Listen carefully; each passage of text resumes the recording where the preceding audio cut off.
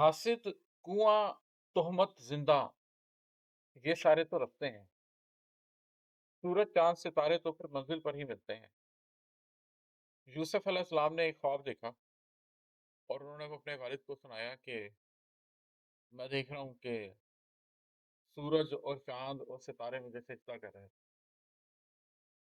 یوسف علیہ السلام کے والد نے انہیں فرمایا، یعقوب علیہ السلام نے فرمایا کہ اپنے خواب کا ذکر اپنے بھائیوں سے نہ کرنا، کیونکہ وہ اس خواب کو انٹرپریٹ کر لیا تھا انہوں نے امیڈیٹلی۔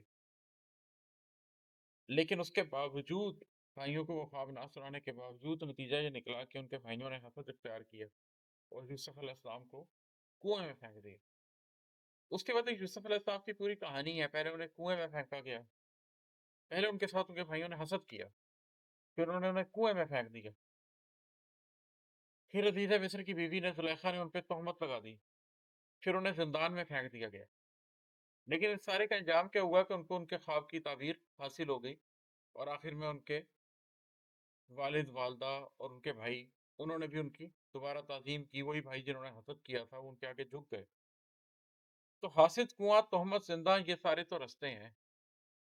سورج، چاند، ستارے تو پھر منزل پر ہی ملتے ہیں۔ جو آپ کے ساتھ آپ کی زندگی میں لوگ حسد کرتے ہیں، آپ کو کسی کنویں میں پھینک دیتے ہیں، آپ پہ تہمت لگا دیتے ہیں، آپ کو زندان میں ڈال دیتے ہیں، یہ زندگی میں کسی بڑے مقام پر پہنچنے کے راستے ہوتے ہیں۔ ان سے ڈرنا نہیں چاہیے، ان سے گھبرانا نہیں چاہیے۔ جو شخص ان مشکل راستوں سے گزرنے کے لیے تیار ہو، اس کو ہی آخر میں سورج، چاند اور ستارے ملتے ہیں۔ اور یوسف علیہ السلام کی یہ کہانی اللہ تعالیٰ نے ہمیں اس لیے نہیں بتائی کہ ہم اس کہانی پہ صرف واہ واہ کریں۔ آپ بھی اگر اپنی زندگی میں یہ فیصلہ کر لیں کہ آپ نے اللہ کے لیے کسی رستے پہ اوپر چلنا ہے، تو زندگی میں آپ کو بہت لوگ ملیں گے، حسد کرنے والے، آپ کے لیے کنویں کھودنے والے، آپ پہ تہمتیں لگانے والے، آپ کو زندان میں ڈالنے والے۔ لیکن کہانی کا انجام ہے، اگر انجام آپ کے ہاتھ میں ہے تو پروسیس سے کوئی فرق نہیں پڑتا، آپ سال ہر سال کی تکلیف جھیل سکتے ہیں، اور جھیلنے کے قابل ہونا چاہیے آپ کو۔ پارس پتھر خاطر دنیا ملکوں ملکوں پھرتی ہے۔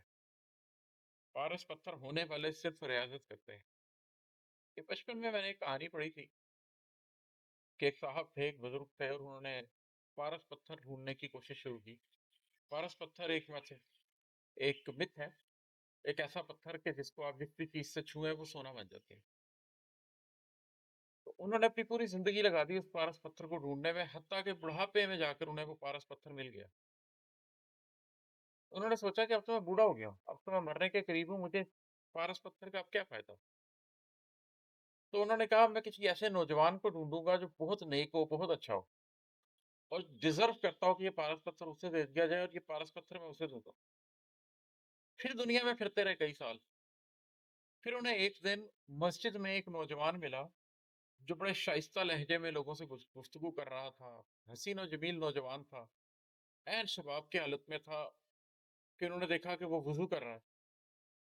تو ان کا اس پہ بہت دل آیا کہ اس بچے کو میں یہ پارس پتھر دے دیتا ہوں۔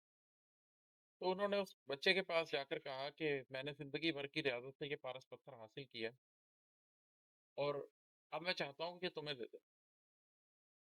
تو اس بچے نے ایسے اپنی کمر کے ساتھ، اس زمانے میں لوگ چھوٹا سا خنجر رکھتے تھے ساتھ، وہ جو خنجر بندھا ہوا تھا وہ نکالا، اور اس کو ایسے اپنے دانتوں سے چھوا تو وہ سونے کا ہو گیا۔ اس نے کہا بزرگ، آپ نے ساری زندگی اس پتھر کے لیے لگا دی، کاش آپ یہ ساری زندگی اس پتھر کے لیے لگانے کی بجائے اللہ کی راہ میں لگاتے، تو کسی چیز کو سونا کر دینا تو اتنا ہی آسان ہے جیسے میں نے کر دی۔ تو انہیں احساس ہوا کہ میں نے زندگی میں حاصل کچھ نہیں کیا، اس لیے کہ میں ایک مادی حقیقت کے پیچھے بھاگتا رہا، میں زندگی کے معنی کے پیچھے تو بھاگا ہی نہیں۔ تو پارس پتھر خاطر دنیا ملکوں ملکوں پھرتی ہے۔ پارس پتھر ہونے والے صرف ریاضت کرتے ہیں، آپ خود پارس پتھر ہو جاتے ہیں، جو آپ سے چھوتا ہے وہ سونا ہو جاتا ہے۔ تو کوشش اس بات کی ہونی چاہیے کہ جو آپ کو چھوئے وہ سونا ہو جائے، بجائے اس کے کہ آپ پارس پتھر منہ کر رہے ہیں۔ لیکن یہ ہوتا کیسے ہے؟ کچھ سالوں تک دنیا سے کٹ کر بھی جینا پڑتا ہے، تب جا کر ہی من کے اندر روشن دیپ چمکتے ہیں۔ دنیا کے اندر گھس کے دنیا کی دوڑ میں، وہ کہتے ہیں the problem with the rat race is that even if you win you are still a rat۔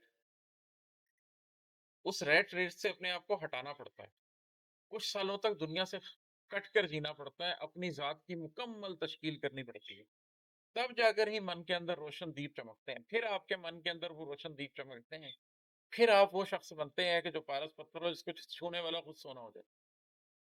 ये एक प्रोसेस है, इसमें से गुज़रना ही पड़ता है। और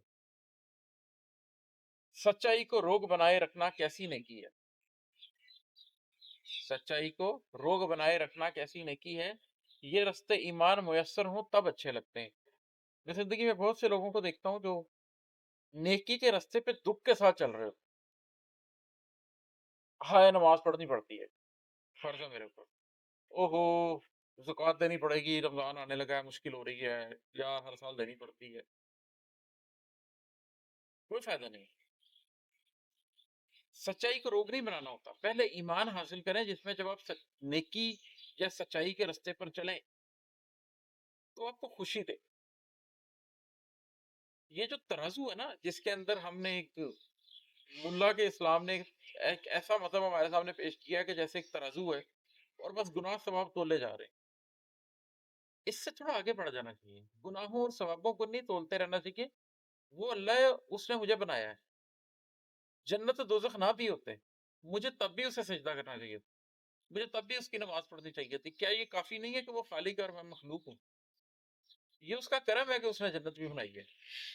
ये भी उसका करम है कि उसने दोज़ख बना के एक डराने की चीज़ बना दी है कि इंसान उसके खौफ से ही कर ले। लेकिन हकीकत में अल्लाह की मोहब्बत में करना चाहिए। तो वो जब आपके अंदर से एक चीज़ पैदा हो और फिर आप नेकी करें, तो वो असल नेकी है।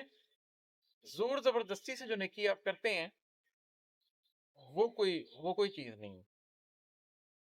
एक इमाद से क्या होना था इतने ढेर महाज़ों पर, लेकिन हक की राहों में कुछ गैबी हाथ भी होते हैं। मेरे से ये सवाल अक्सर लोग पूछते हैं कि जी आप बिज़नेसमैन भी हैं। बिज़नेसमैन भी ऐसे हैं कि जिनके पास ज़िंदगी में कुछ था ही नहीं। निहायत गुर्बत से शुरू किया, एंटरप्रेन्योरशिप के थ्रू पैसा कमाया और बैक वक़्त कई वेंचर्स आप चलाते हैं। उसके साथ आप शायरी भी करते हैं। उसके साथ आप ट्रेनर भी हैं, ट्रेनिंग्स भी करते हैं। किताबें भी आप अपनी खुद ही लिख लेते हैं, खुद ही कंपोज़ कर लेते हैं, खुद ही तख्ती कर लेते हैं, खुद ही पब्लिश कर लेते हैं। अब आपने वीडियोज़ भी बनानी शुरू कर दी हैं। साथ में आप लोगों की काउंसलिंग्स भी करते हैं, साथ में आप ट्रेनर भी हैं। ये एक बंदा इतना सारा कुछ कैसे कर सकता है? यकीन करें कि मुझे खुद भी नहीं पता कि मैं ये सारा कुछ कैसे कर लेता हूँ।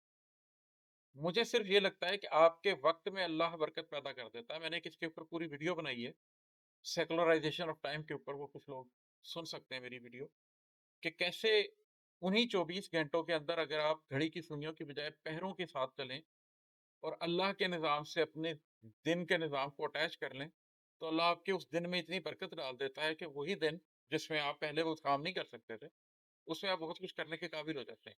आप अपनी रोज़ी-रोटी सब कुछ चला रहे होते हैं, बच्चों के साथ खेल रहे होते हैं, ज़िंदगी पूरी सब कुछ कर रहे होते हैं जो ज़िंदगी में हो रहा होता है। लेकिन अल्लाह बरकत पैदा कर देता है, कुछ गैबी हाथ होते हैं जो आपसे वो काम करवा लेते हैं। शर्त ये है कि आप अपना आप अल्लाह के सामने पेश कर दें। आप कहें कि अल्लाह मैं तेरा बंदा हूँ। इस दुनिया में 8 अरब, साढ़े 8 अरब लोग हैं। लेकिन मैं अपना आप पेश कर रहा हूँ कि तू मेरे से अपना कोई काम करवा ले, तेरा काम तो हो ही जाना। मेरे बगैर भी हो जाना, मैंने क्या कर लेना है। लेकिन तू मेरे थ्रू करवा ले, मेरी भी कुछ इज़्ज़त अफ़ज़ाई हो जाए। तो अल्लाह जानता है कि आप एक इंसान हैं, आपको गोश्त-पोश्त का एहसान है, आपकी रोज़ी-रोटी की ज़रूरतें हैं, आपकी मुआशी ज़रूरतें हैं, आपकी एक मादी ज़िंदगी लगी हुई है। इन सब ने आपकी ज़िंदगी के कुछ घंटे खाने हैं, आपने सोना भी है। वो उसके बावजूद जो वक़्त बच जाता है, उस वक़्त में फिर ऐसी बरकत पैदा कर देता है कि वो आपसे अपना काम करवा लेता है। तो बजाए इसके कि खुद आप कुछ करने की कोशिश करें, मैं अपने इर्द-गिर्द कुछ ऐसे लोगों को जानता हूँ जो 24 घंटे काम करने की कोशिश कर रहे हैं और वो कह रहे हैं हमने बहुत बड़ा आदमी बनना है, हमें बहुत तरक्की करनी है, हमने बहुत कुछ अचीव करना है। और मैं दिल में हँसता हूँ कि बड़ा आदमी आप बड़ा काम करके नहीं बनते। पहले आप बड़ा आदमी बनते हैं छोटा ही रहते हुए, फिर अल्लाह आपसे बड़ा काम करवा लेता है। बड़ा आदमी कुछ भी नहीं होता, हम सब छोटे लोग ही होते हैं।